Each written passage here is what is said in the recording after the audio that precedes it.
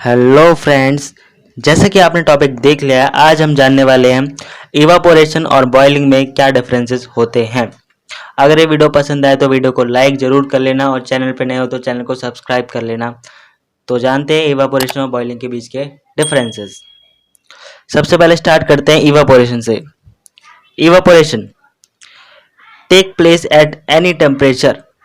Evaporation किसी भी temperature पर आसानी से हो सकता है। इसके लिए हमें किसी भी डिफाइनिड टेम्परेचर की ज़रूरत नहीं होती है। ये किसी भी टेम्परेचर पर हो सकता है। बात करते हैं बॉइलिंग की। Boiling take place at a defined temperature called the boiling point of the liquid. Boiling हमेशा एक डिफरेंट टेम्परेचर पर ही होता है, जिसे कि हम कहते हैं boiling point.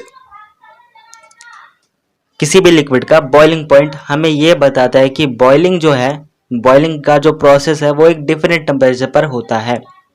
For example water, अगर हम वाटर की बात करें तो पानी हमेशा 100 डिग्री सेल्सियस पर बॉईल होता है।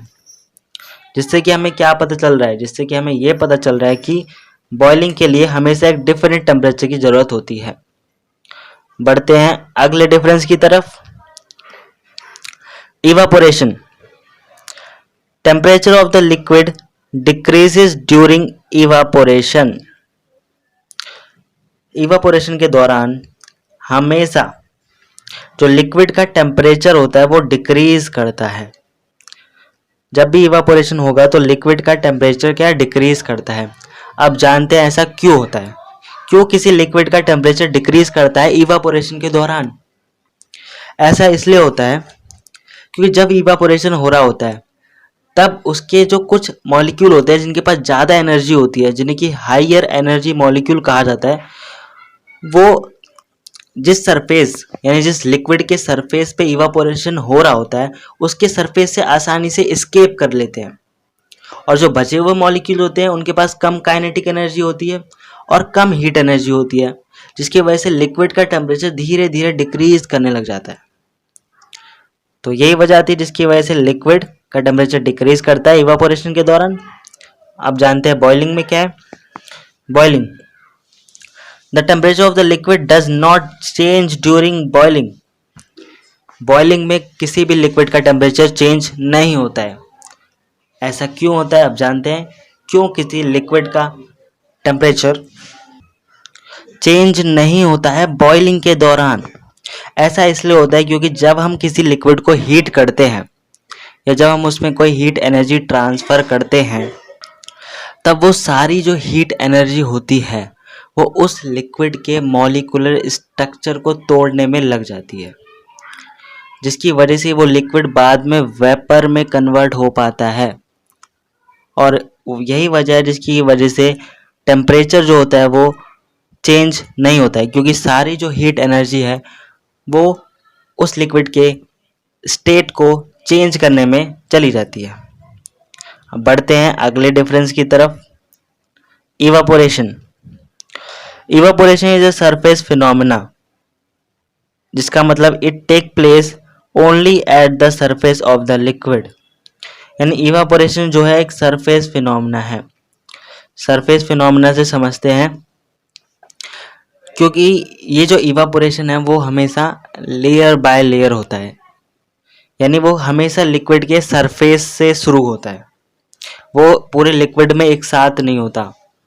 मतलब हमेशा वो लिक्विड के सरफेस से शुरू होता है, इसलिए इसे सरफेस फिनोमेना कहा जाता है। बॉइलिंग बॉइलिंग में जानते हैं boiling is a bulk phenomena. Vaporisation occur in the whole mass of the liquid. Boiling क्या है, बॉइलिंग एक बल्क फिनोमेना है, यानी जो बॉइलिंग है वो पूरे लिक्विड में होती है एक साथ। यानी यहाँ पे लिखा हुआ वोल मास ऑफ द लिक्विड, यानी पूरे लिक्विड में एक साथ होती है बॉइलिंग। क्योंकि आपने देखा होगा जब हम पानी को गर्म करते हैं तो पूरा पानी एक साथ बॉयल होता है, पूरा पानी एक साथ उबलने लग जाता है, इसलिए इसे बल्क फिनोमेना कहा गया है। बढ़ते हैं इसके अगले डिफरेंस की तरफ। Evaporation is a slow and silent process. Evaporation एक काफ़ी ज़्यादा स्लो और साइलेंट प्रोसेस होता है, यानी काफ़ी ज़्यादा धीरे होता है और इसमें कोई भी ज़्यादा आवाज़ नहीं आती। जबकि बात करें बॉइलिंग की, तो boiling is a rapid and violent process. Boiling काफ़ी ज़्यादा तेज होता है और इसमें कभी कभार आवाज़ें भी आती हैं, क्योंकि जब आप पानी को गर्म करते हैं, पानी उबलता है तो उसमें उबलने की आवाज़ हमें सुनाई देती है। इसलिए बॉइलिंग एक काफ़ी तेज़ी से होता है और वायलेंट प्रोसेस होता है। बढ़ते हैं आप लास्ट डिफरेंस की तरफ, इवापोरेशन का लास्ट और बॉइलिंग का भी last difference. Evaporation leads to cooling. हाँ, इवापोरेशन की वजह से कूलिंग इफेक्ट देखने को मिलता है। इवापोरेशन की वजह से कूलिंग इफेक्ट आता है। कूलिंग इफेक्ट कैसे जानते हैं? क्योंकि जब आपने देखा होगा कि आप कभी भी जब बाहर से आते हैं या पसीने से आते हैं और आप किसी फैन या कूलर के नीचे जब बैठते हैं, तब आप ठंडा महसूस करते हैं। तो ये ठंडक ही कूलिंग इफेक्ट है, इवापोरेशन का समझते हैं। जब आपकी बॉडी पसीना एब्जॉर्ब कर रही हो, जब आपकी बॉडी पसीना निकाल रही होती है, छोटे छोटे पोर्स से, आपकी स्किन के पोर्स से जब पसीना निकल रहा होता है, वो पसीना आपकी बॉडी की हीट को एब्जॉर्ब करता है और उसे बाहर फेंकता है। तो वो जो हीट के साथ आपका पसीना है वो इवापोरेट हो रहा होता है और धीरे धीरे आपकी बॉडी की हीट कम होने लग जाती है, क्योंकि पसीना उस हीट को ले जा रहा होता है इवापोरेशन के थ्रू।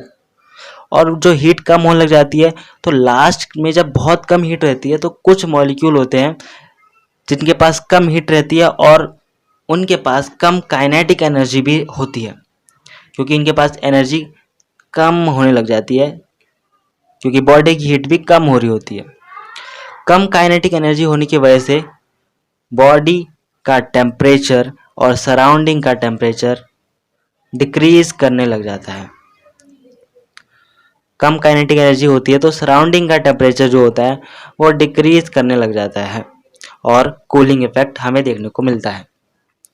जब बात करें बॉइलिंग की, तो बॉइलिंग में किसी भी तरह का कूलिंग इफेक्ट देखने को नहीं मिलता है। तो ये था डिफरेंस इवापोरेशन और बॉइलिंग के बीच में। आई होप ये वीडियो आपको पसंद आई होगी। आपको पता है आपको लाइक करना है अगर वीडियो पसंद आई।